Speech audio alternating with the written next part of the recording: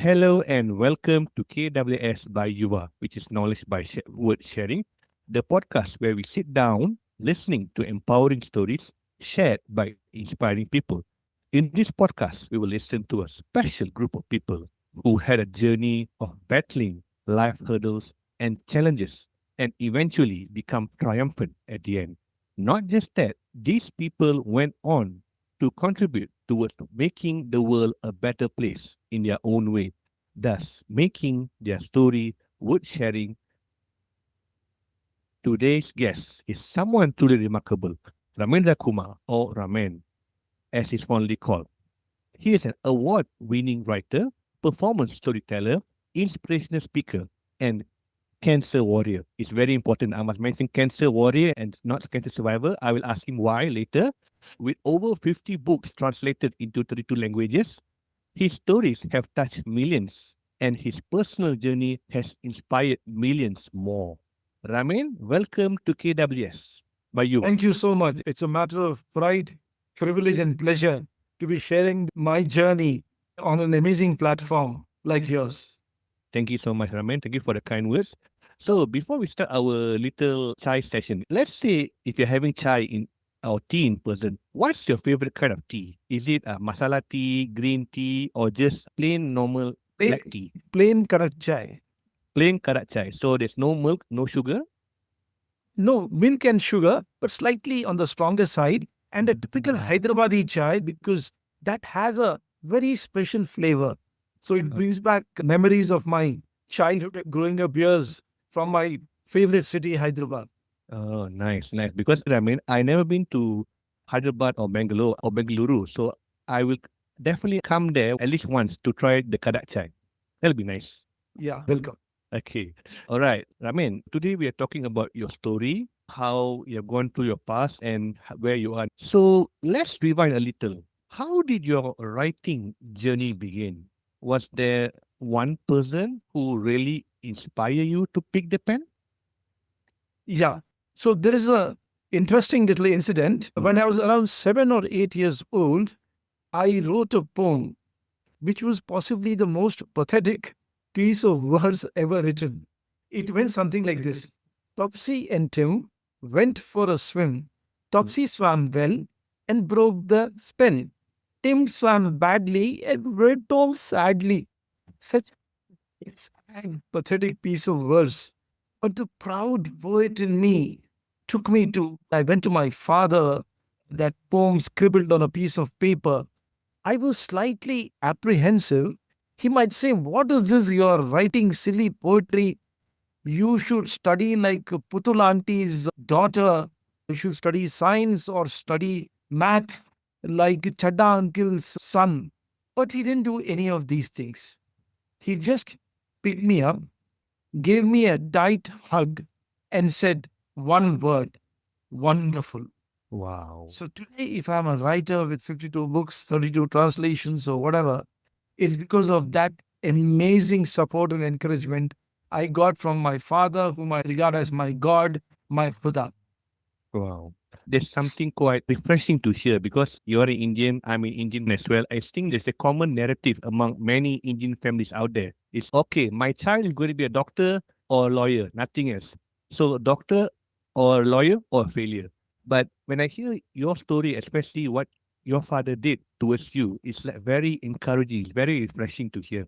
So, you begin by writing poems and satire, but later moved into children's literature. So, how did that transition happen?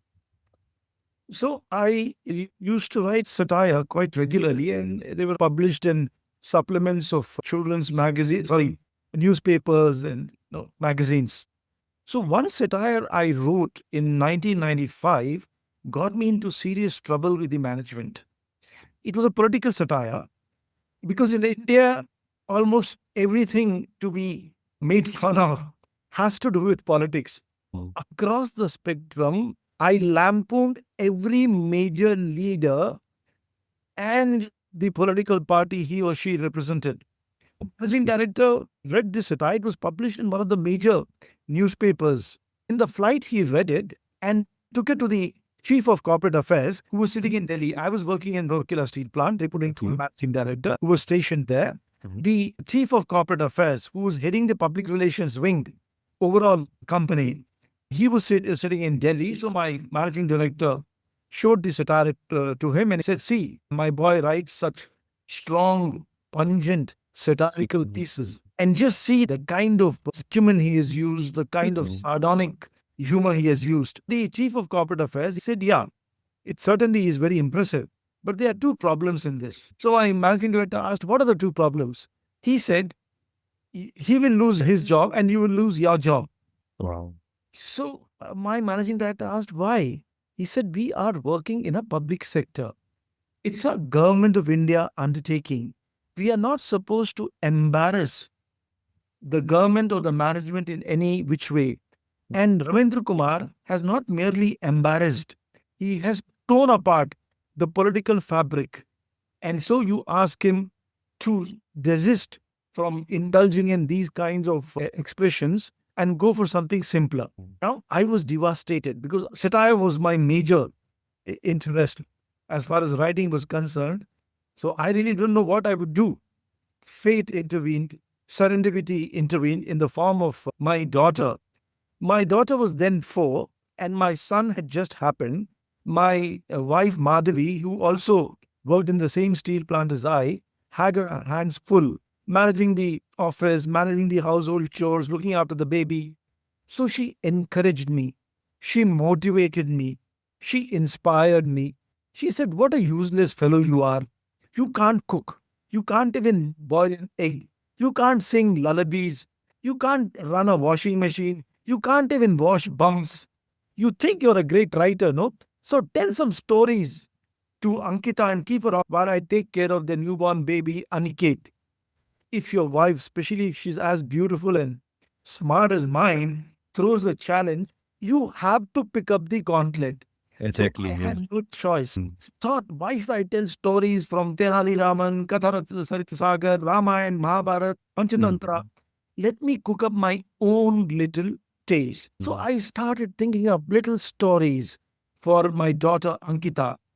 I don't know whether she liked the action or the content, but she simply lapped them up. The stories would have singing and dancing and mimicry and everything you can think of. And the stories which she loved the most went to the word processor and from there to the editor and the publisher. And so my idyllic journey into the beautiful world of children's literature Mm. started. Wow.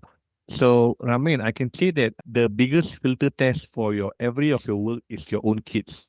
So basically, you're saying if your kids love your work, you can pretty sure your writing, your works will be a hit. Absolutely. Can you hear that? Ramen, it's quite interesting. Like you were starting with political satire and you are ending up transitioning into children's stories.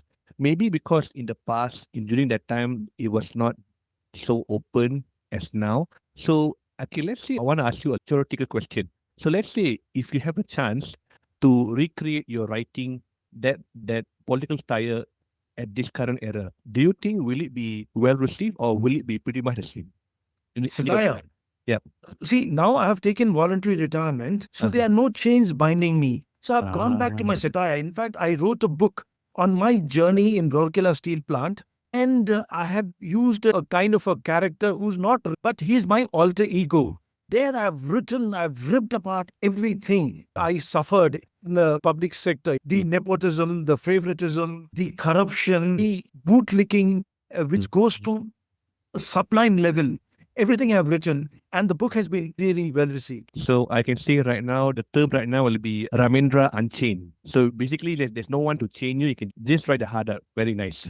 Absolutely. It's interesting you mentioned that your previous career. You had a successful career as general manager, corporate communication at SAIL before taking voluntary retirement to pursue. What was going through your mind at that time? And how did your family react to the bold decision?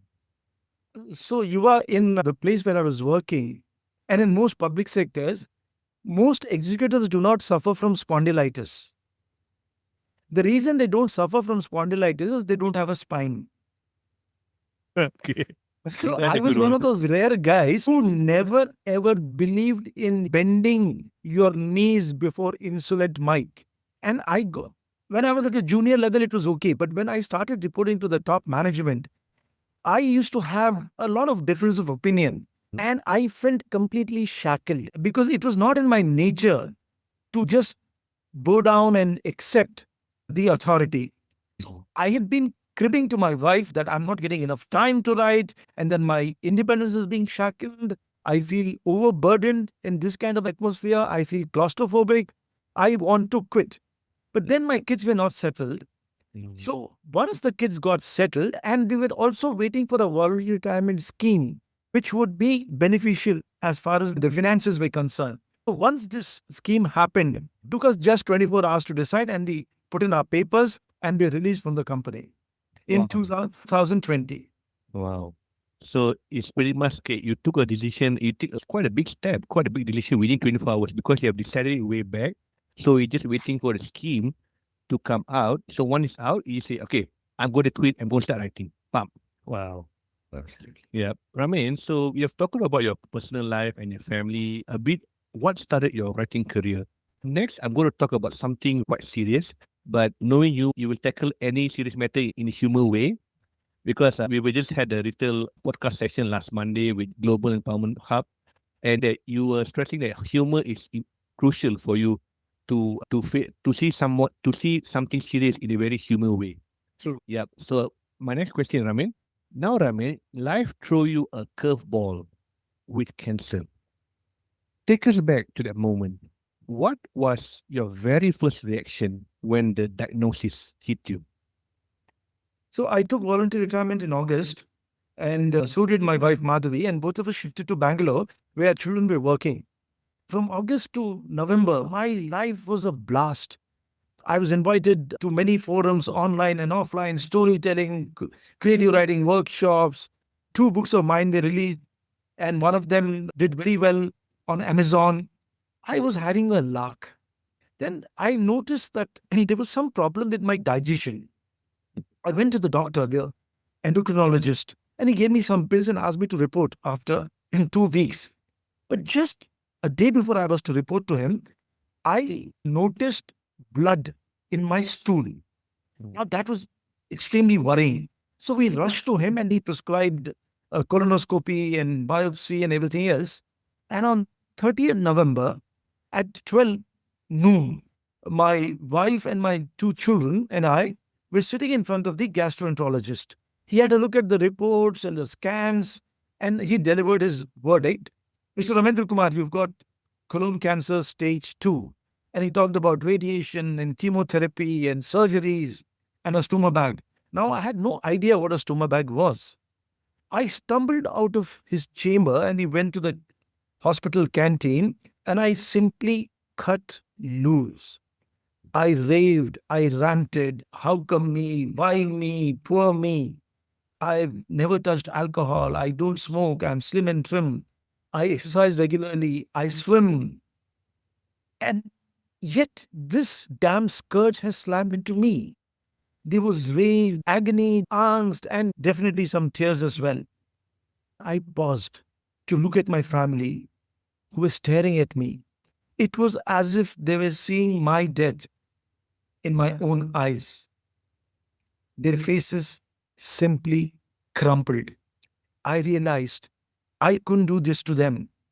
It was not their fault that I had been slammed with this disease. Family has always come first. So I thought there has to be a paradigm shift. As a writer, a storyteller, and an inspirational speaker, I had to write my own script, live it, and love it. That was the moment I decided that there has to be a complete turnaround. Let me share with you my past.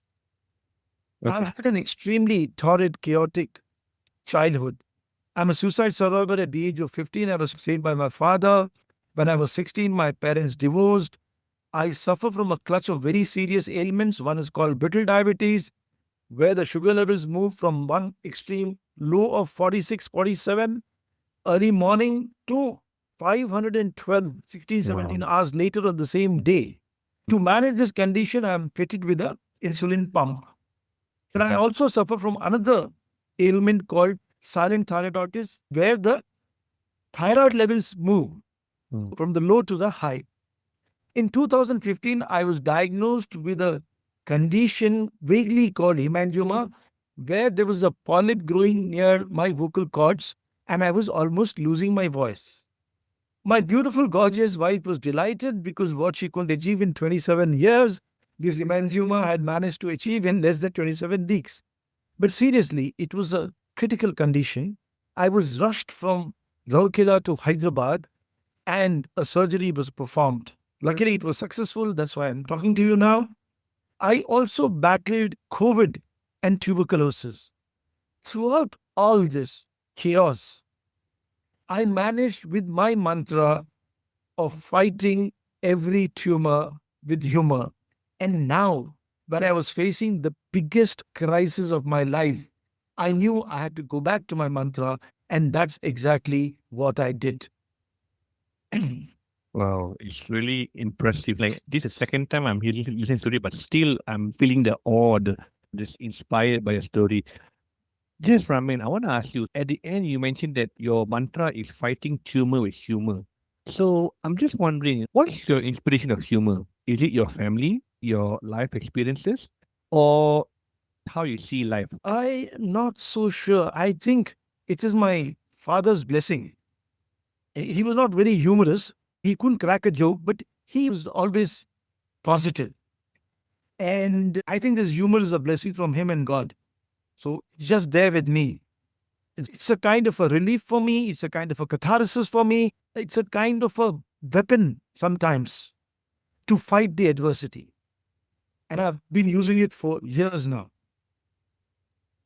Okay, interesting.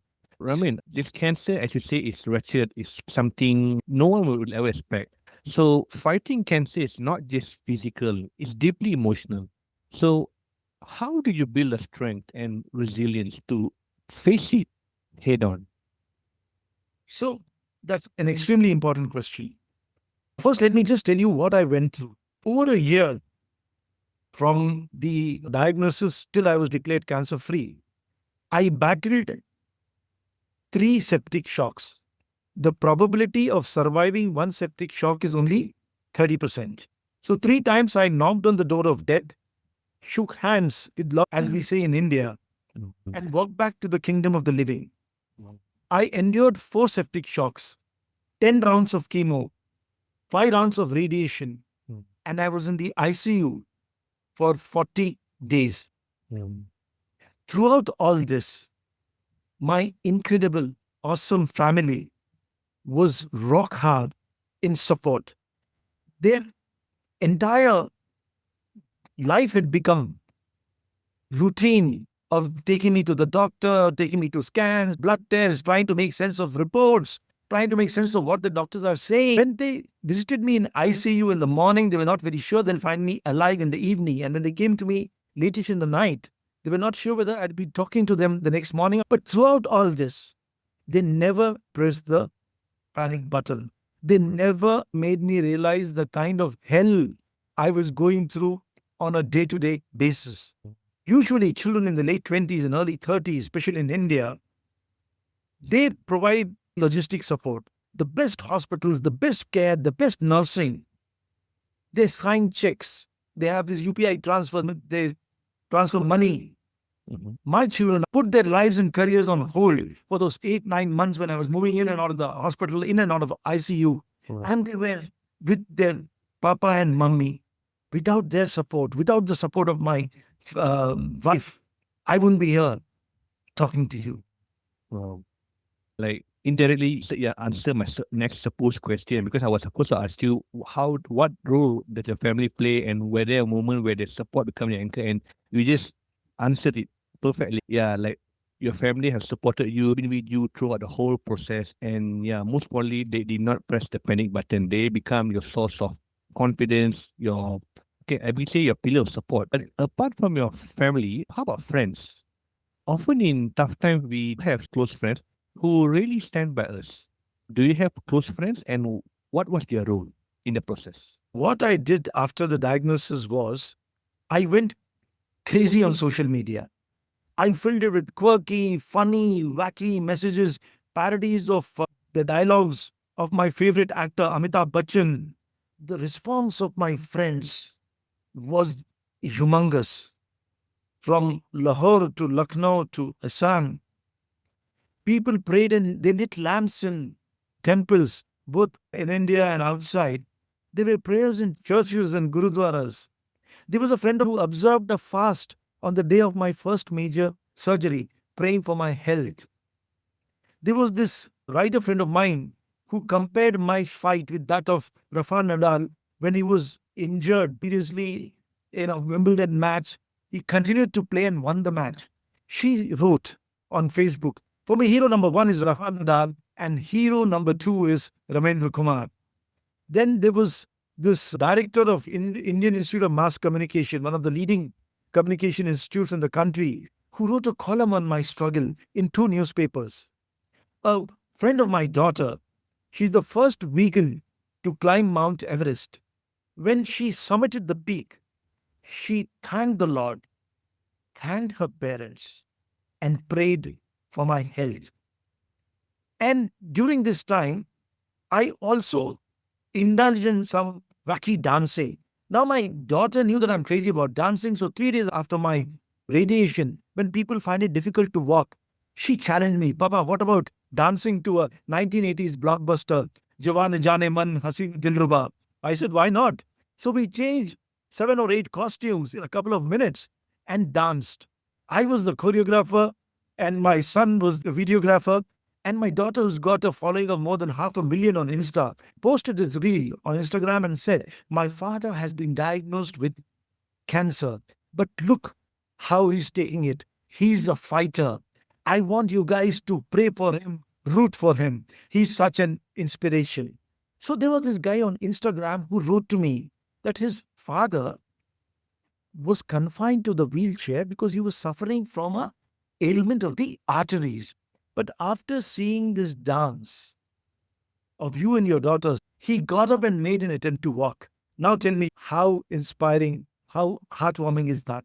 So, with this kind of support, what would a scourge like cancer do to me?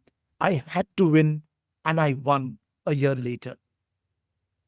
It's really impressive to listen that, yeah, you like dancing and your daughter posted dancing video of yours, and it happens to inspire others to come out of their own bad timing and bad and misery and all that. And also, like, interesting you mentioned about the tennis star, because for me my favorite was Federer. So growing up, I the battle between Federer and Nadal was like Titanic, was huge. I used to adore Nadal's playing because he used to be called the king of clay court. So yeah, like interesting you mentioned Nadal as well, and you liken yourself to Nadal. It's very interesting to listen to that, and also it's also quite interesting to listen that, yes, as I know that is it's quite divisive nowadays in India, because you have the religious and all that. So somehow, like, in your case, people come together to pray regardless of beliefs. That's impressive. You have done something the politician couldn't do. Practically unify the whole country to pray for you. That's impressive. That's truly impressive. So I mean, your fight against cancer had been featured in a famous media house called Humans of Bombay with more than 4 million views. I love Humans of Bombay, and when I heard that your story got featured in there, I tried to find your story, but somehow I couldn't find it. So let's see if you have a link to that. Maybe you can send the link to Sure, me and I can sure. post it in the description. So you often say your story is about hope. What does hope mean to you today? That's a very interesting question. According to me, hope is the most important word in today's fractured times for the individual, the society, and the world. All around wars and killing and murder is happening between countries, between societies, between people. To me, hope is in whatever situation you are, never pull down the shutter and don't wait for the light at the end of the tunnel. Rush forward, grab the light, and make it your own. That for me is hope. Thank you for sharing that, Raman. So we have talked about cancer. Now the next part will focus more on your writing career. Raman, coming back to writing, have you been afflicted with the dreaded writer's block? I tried to write not text but more like academic text because I was trying to do my thesis, and after some time I will explain the thing called writer's block. It's like I was keep on writing and writing, then I was like, oh God, what am I writing about? I just my mind just go blank. So that condition is called writer's block. Since you're a writer, Ramen, I just want to ask, have you been affected by this writer's block? Fortunately, my beautiful, gorgeous wife thinks I'm a blockhead. I have never been afflicted by writer's block. The simple reason is I have written across all genres.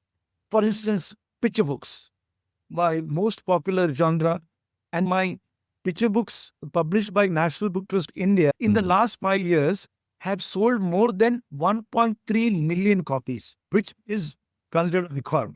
So these are the picture books, then chapter books, books for grown-ups. This is a book based on Bollywood, and it was an Amazon bestseller. Then I have written a book. This is a very special book. It is based on the experiences of a institute in Delhi, which takes care of girl child, children, the females, young females who are growing up in the streets.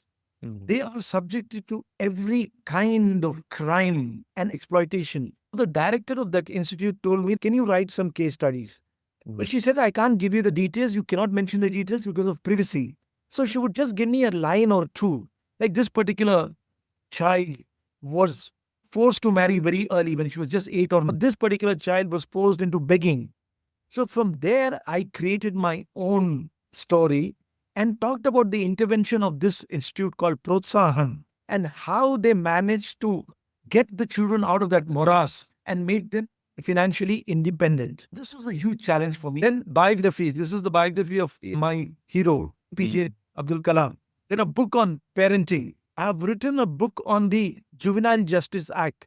This is a graphic book where I had to write about the JJ Act in simple terms for children in the age of 12 to 14. Wow. So this was a huge challenge, a huge task.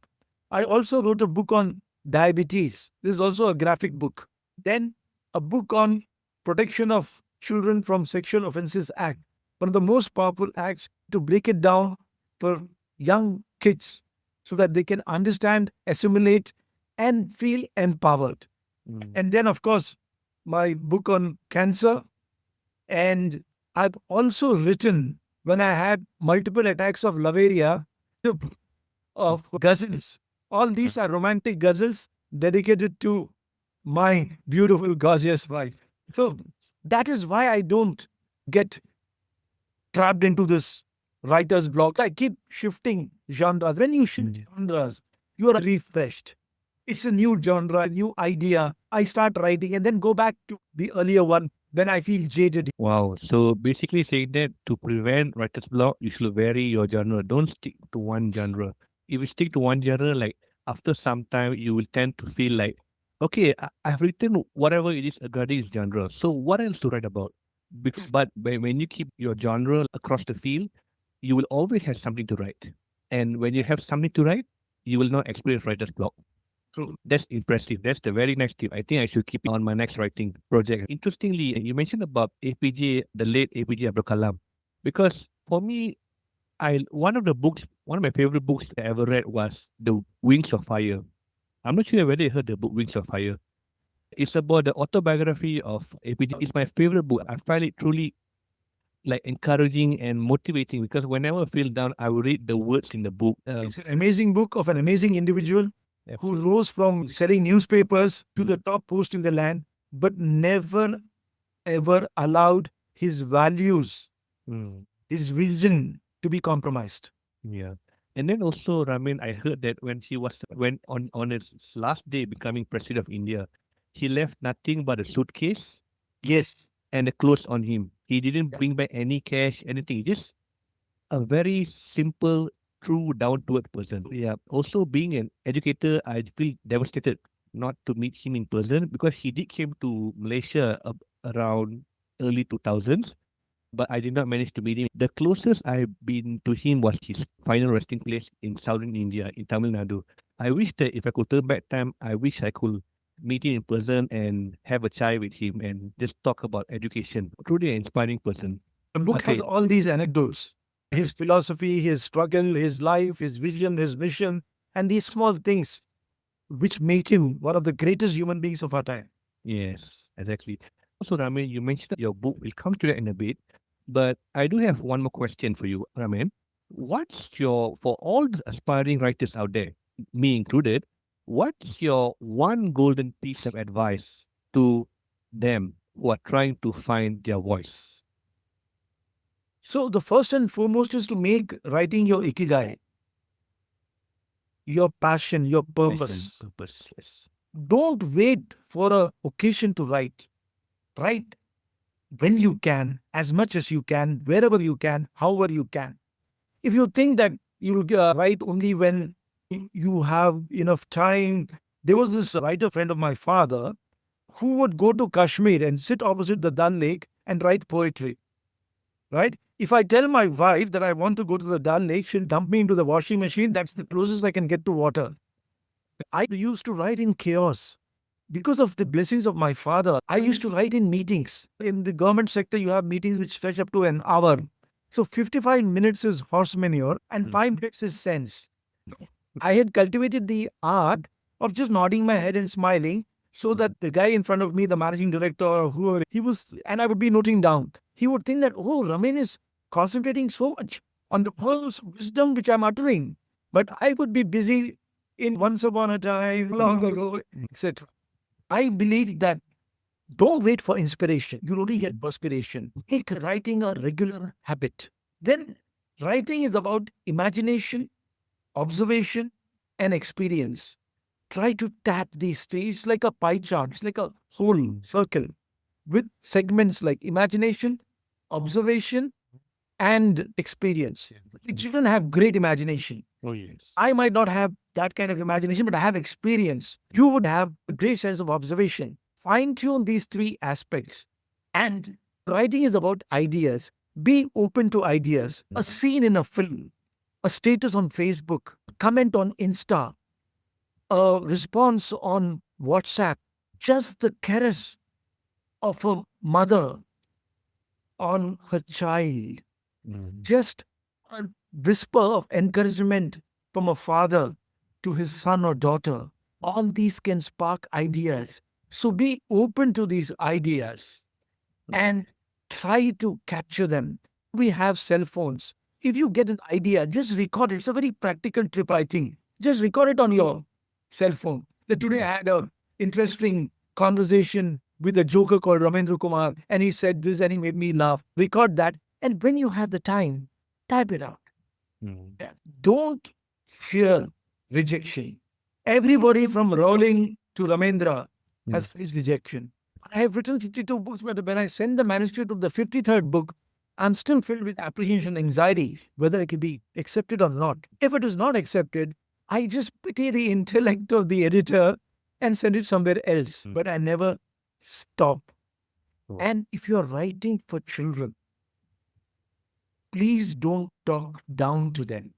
Children are much smarter than you think they are. I had gone to a conference in Delhi some years back. There was this very impressive lady who was heading the American Library or something. She was telling us writers how to write for children. And she said, when you write for children, go down to the level of children. During the question and answer hour, I raised my hand and I said, ma'am, your talk was extremely impressive, but your direction was wrong. We don't have to go down to the level of children.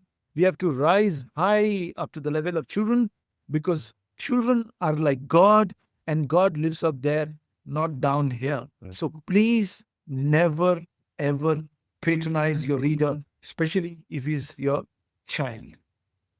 So I can say, if I summarize, there are three tips. First, I can say it's IOE, which is imagination, observation, experience. That's number one. Number two, do not fear rejection because no matter how good you write, there will be some naysayers. So you just stick to what you do. And number three, don't look down on people.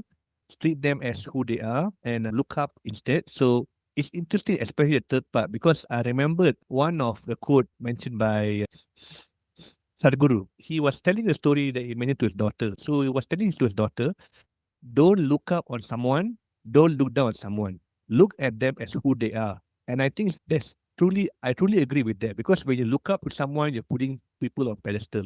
When you're looking down on someone, you are, I should say, patronizing them. It's a very bad thing. So you should look at them as who they are. And I teach, I'm a teacher. I teach children from the age 7 to 12 years old. And sometimes I envy, I'm truly envious with their level of imagination. Amazing. Skyrocket, exactly, skyrocket high. You just give them a eraser, you just give a group of boys eraser, they can play games with that. Or if you give them bottle cap, they can just play a game out of nothing. So their imagination is skyrocket high. Sometimes I felt being an adult right now, I just wish I could have the imagination of a child and the intellect of an adult. So when I have those two, maybe my life will be better.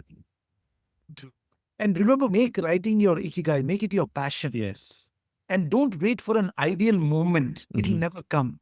Create a structure and write on a regular basis. Especially the part where you can say record on any devices, let's say a phone or any recorder, because those are like your anecdotes. When you gather all the recordings, then when you have free time, you just gather all of that, make it like combine it into a writing work, into a body of work.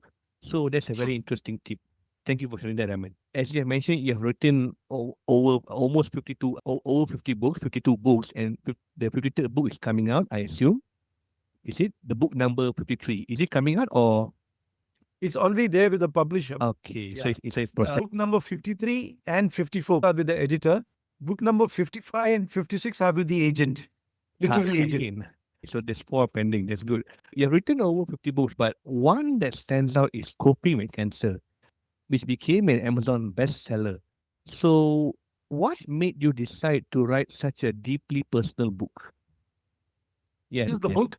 And so fortunate that we are discussing this because just yesterday I got the second reprint of this book. It went into its second reprint within 1 year. Wow. Your question is very important.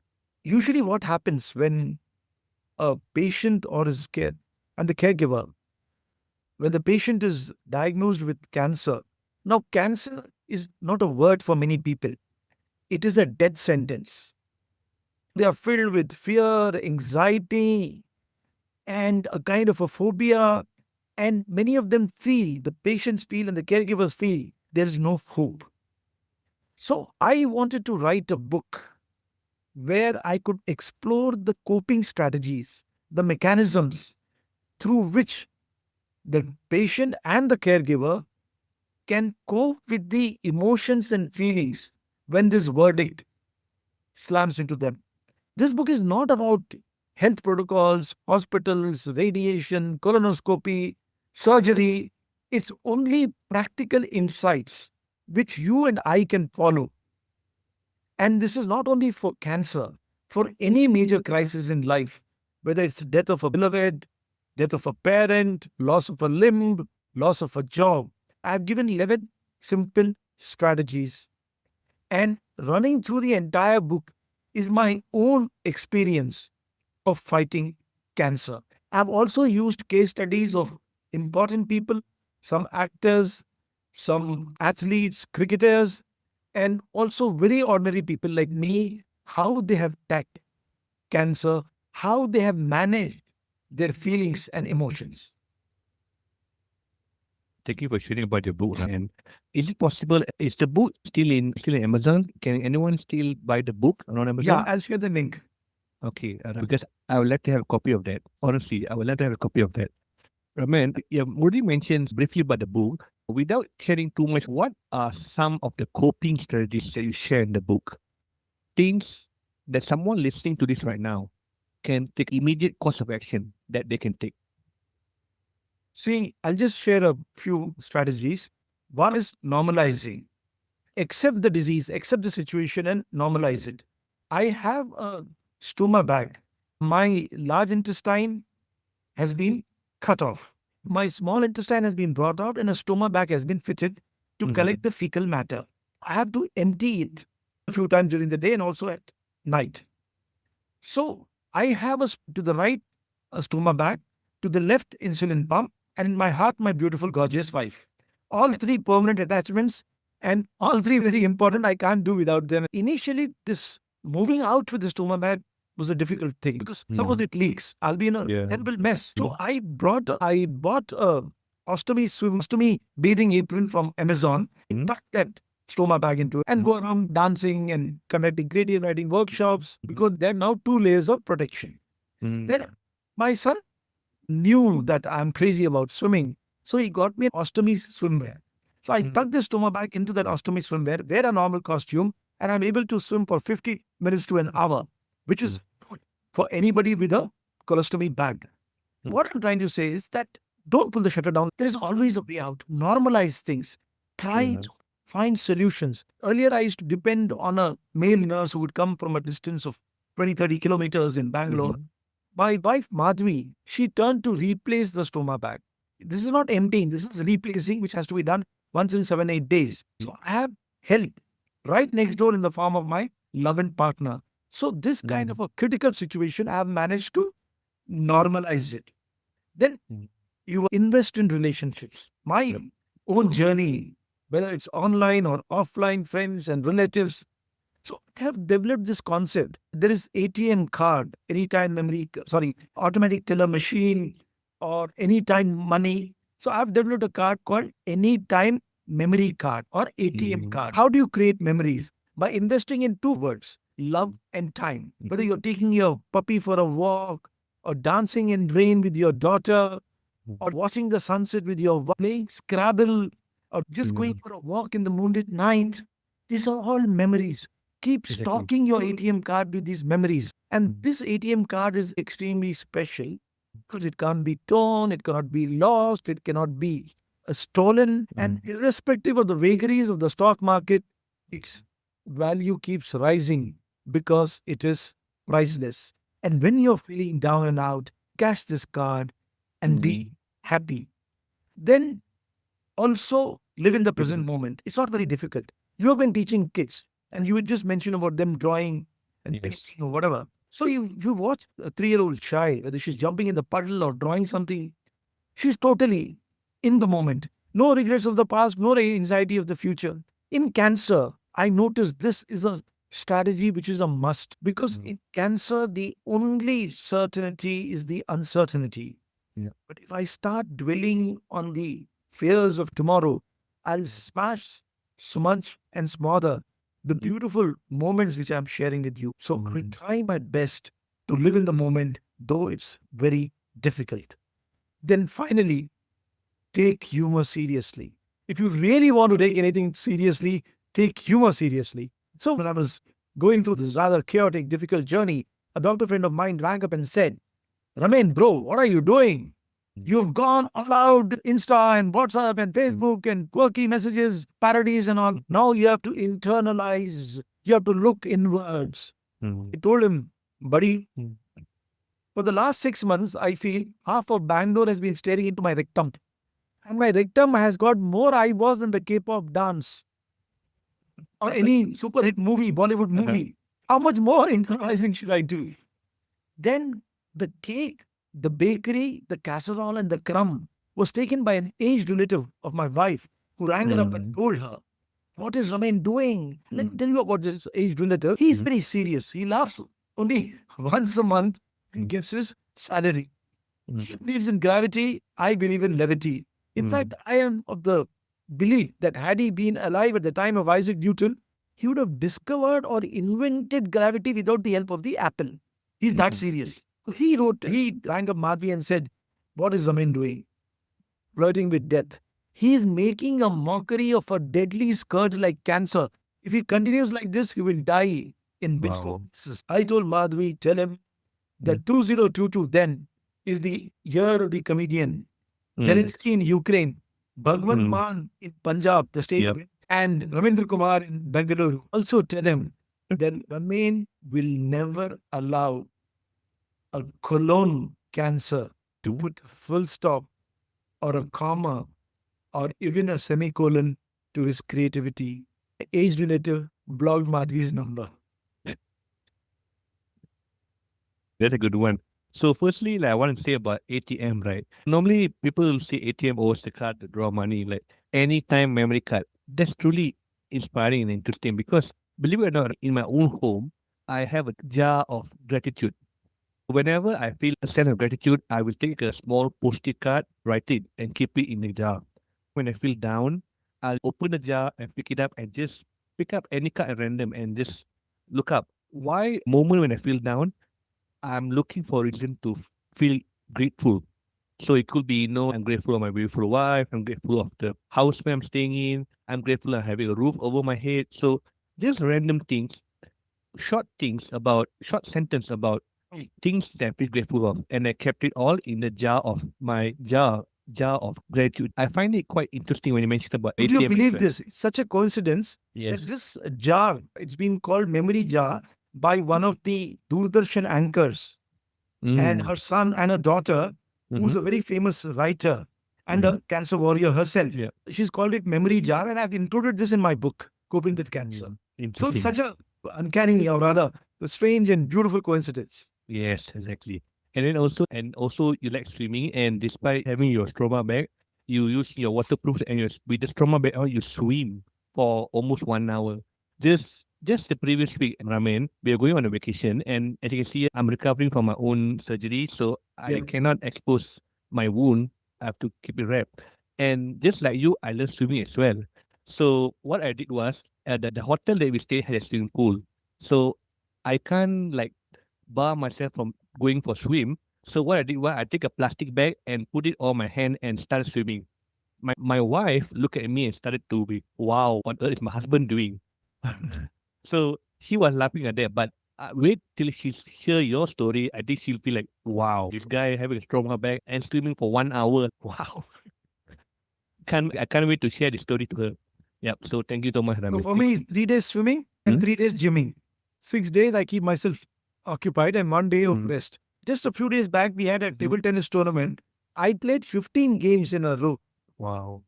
and lost in the finals, but I stood second Not just with like youngsters much younger than me.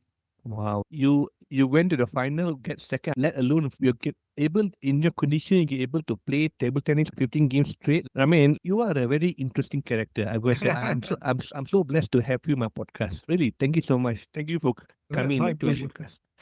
Ramin, now a little fun question because you've been asking too many serious questions, and despite that, you answered a very in your classic Ramendra style humor. So now a fun question.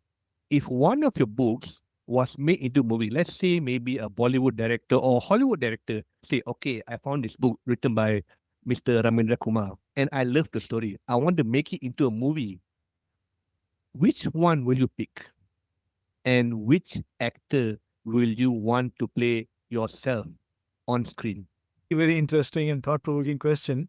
So, the book I would pick up is one which has not been published. It is with the agent.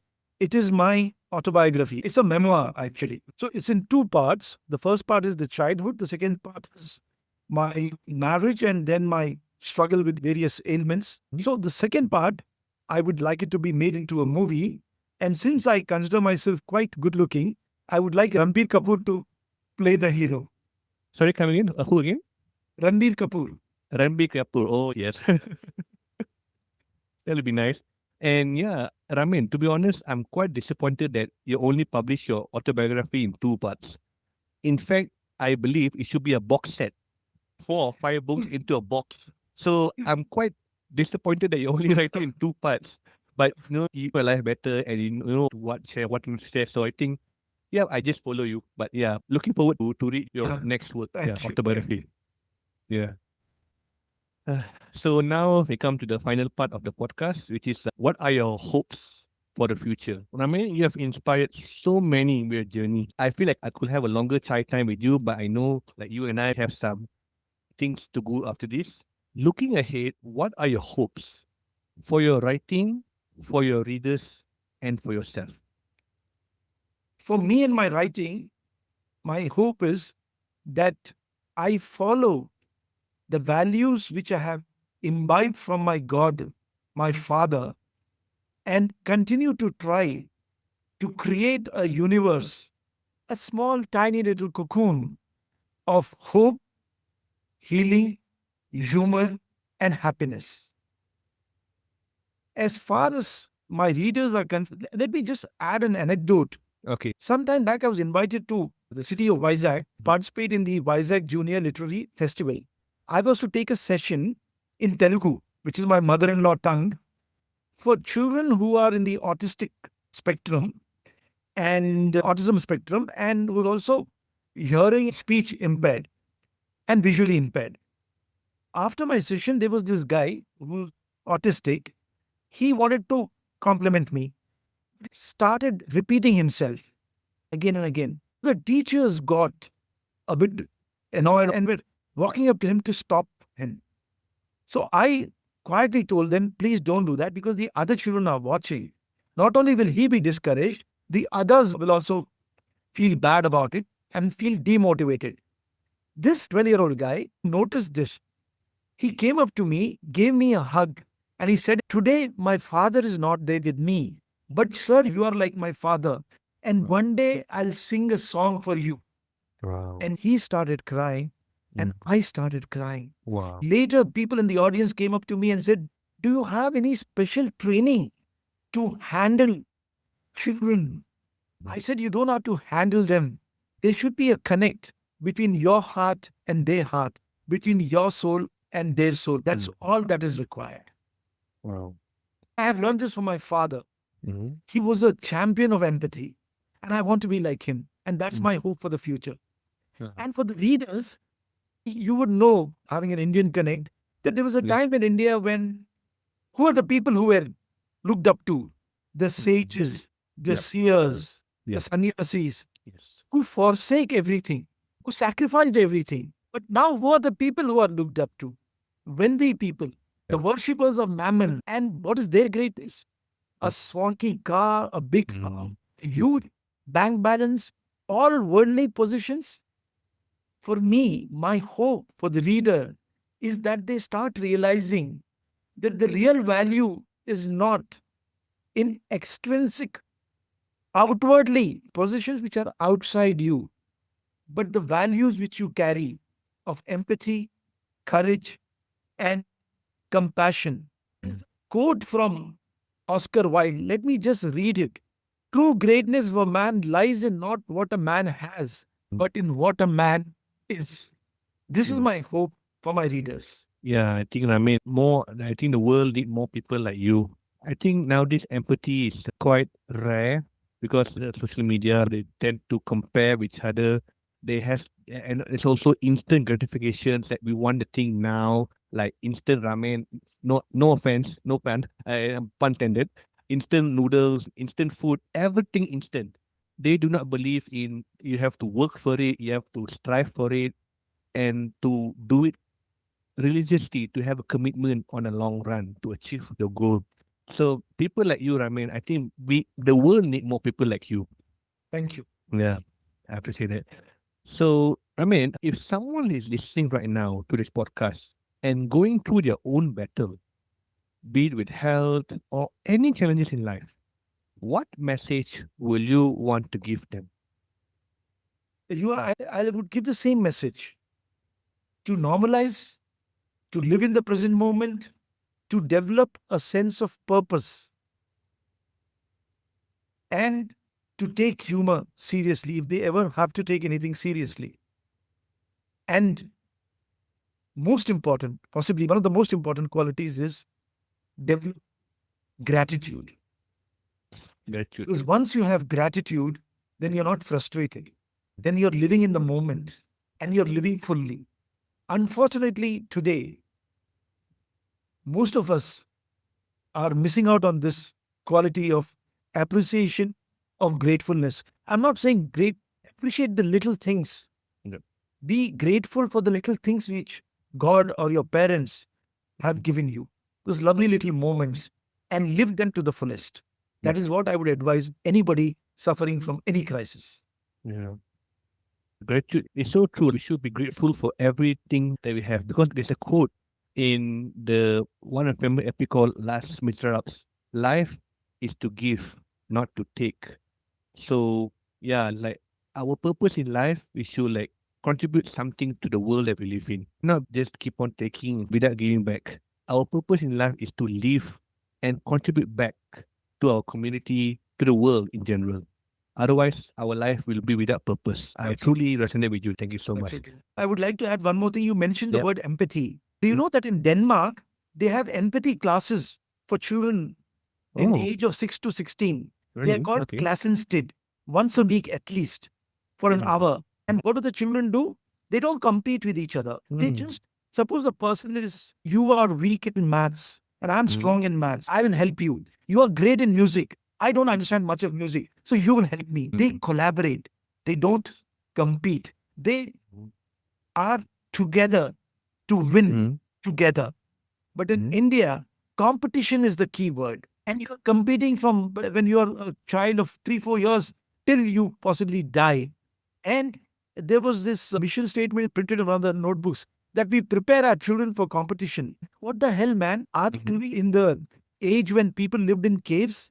That the only way to get your girl and your meat is by hitting somebody on the head. When you mentioned that, I remember the movie Three Idiots. Life is a race. You have to Yeah, go. life is a race, yes. So what I say is that think in terms of collaboration, think in terms of teamwork, think in terms of empathy, not a blind, crazy competition. We are not rats. We are human beings. Yep. Exactly. We are human beings. That's so true. So we should not indulge ourselves into a crazy rat race. We are human. We should be humane in way that we take our daily life. Be human, not a rat. Very true. So Ramin, before we come to the final question of the podcast, I got two more questions to ask you. So you mentioned about take humor seriously. That's quite paradox. Quite a paradox. Take humor seriously. That's interesting. So, what do you mean by take humor seriously, Raman? What I mean to say is that it's actually a play on words. So cultivate humor, see humorous movies, read Yep. humorous books, and try to see the ridiculous in the sublime. Mhm. Because even the most serious of moments would have a humorous side to it. So try to tune yourself to that thought, to that viewpoint, to that attitude, to that opinion. That's why don't, if you, we take life seriously. So I said, don't Yeah. take life, take humor seriously. Yeah. Yeah. Be in Yeah. that world of fun and optimism and joy and happiness because we all have two sides of everything. It's how you look at it. Yeah. Whether you look at the serious part, the painful part, the hurtful part, or you look at the fun part, the hope, the harmony, the healing, the happiness, the joy. It's all a perspective. Yeah. Sir, I remember watching an interview with one of the actor in the series Chuck called, his name is Zachary Levi. He mentioned that in order to be happy, you have to be childlike, not childish. Childlike in life. 100%. So, like a child, as you mentioned, a child has a high level imagination. So they can easily be happy. Like you just give them something and they can imagine and end up playing with it. They are more tend to be more happy than adult because adult we shut out our the little child in us because we have to work and all that. So yeah, I think sometimes we have to be childlike, not childish, but childlike imagination and approach life in a more positive way. Take humor seriously. Yeah. This age relative of mine whose example I gave, one day he told me, Ramen, why do you behave like a child? You're always joking, jumping around, singing, dancing, playing. Nobody will take you seriously. You're in such a senior position, Mm. working in Rourkela Street Plant as general manager. You behave like a child. I told him, sir, you have paid me the highest compliment. My ideal, my icon, Mhm. my authority is Krishna. Krishna epitomized playfulness, Yes. childlike behavior. You're almost comparing me with him. Thank you so much. And you are a child, according to statistics, laughs 300 plus times a day, Yep. and an adult hardly 5 or 6 times a day. That's 60 times difference. As I told you, I'm teaching young children. So as teacher for young children, sometimes we have to be like children themselves. So I have to be jumping around, making jokes, just being silly to make them feel entertained and ensure them they give attention to focus in their studies. So sometimes we have to be like children as well, although we are adult. That's very true. And remember in the beginning, you mentioned that you were insisting, please don't write cancer survivor, write cancer warrior. Why is that? Because survivor has a kind of a defeatist tone to that. I've survived something. No, I've not Mhm. survived. I've get cancer on its butt. Yeah. I'm a conqueror. I'm a Yeah. thriver. I'm a Yeah. warrior, not a survivor. I came, I saw, I conquered. Very true. So, Ramin, we come to the final question of the podcast. If you had to sum up your life in just 3 words today, what will be those 3 words? Hardship, humor, and healing. Triple H, hardship, humor, healing. Ramin, I just don't know what to say. Just brilliant. It's just a blessing to have you in my podcast. My privilege. Ramin, thank you so much. So, Ramin, thank you so much for joining us today and also for sharing your chai. I still have some chai in my cup. Thank you for sharing your stories and above all, your spirit from engineering and corporate life to writing, storytelling, and inspiring millions through your resilience. You remind us that life is about courage, creativity, and hope. To our listeners, do check out Ramen's book, especially his powerful Coping with Cancer. I will leave the links in the podcast description. So, Ramen and listeners, until next time, keep sipping, keep believing in your story. This is KWS by Yuva signing off. Goodbye. Thank you.